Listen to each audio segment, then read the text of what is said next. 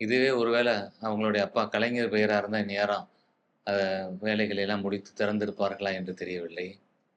இன்னும் சொல்லப்போனா காங்கிரஸ் கட்சி கூட்டிலிருந்து ஒருவேளை வெளியேறிவிடும் என்ற ஒரு பதைபதைப்பா நிகழ்ச்சி நடத்தினால் அவர்களையும் அழைக்க வேண்டும் என்பதாலா என்ன என்று தெரியவில்லை.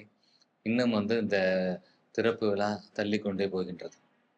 எத்தனையோ பாலத்த திறக்கறாங்க. கட்டி முடிக்கப்படாத பாலத்த அரையும் குறையுமா திறந்துகிட்டு இருக்கிறாங்க. அப்படிப்பட்ட சூழல்ல இது ஒரு வரலாற்று சின்னம் இது.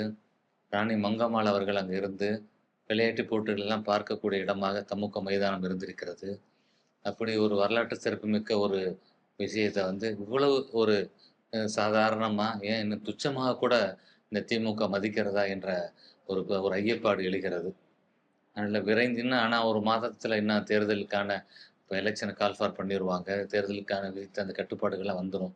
அமலுக்கு வந்துவிடும். அதனால இந்த திமுக அரசு இதெல்லாம் செய்யும்ன்ற நம்பிக்கைய மக்கள் இழந்து தவிக்கிறார்கள். ஆனா 2026ல அதிமுகவுடைய ஆட்சி, அதிமுக பொதுச் செயலர் எடப்பாடியார் தமிழ்நாட்டின் முதலமைச்சராக வந்தவுடன் துரிதமான நடவடிக்கை எடுக்கப்படும்.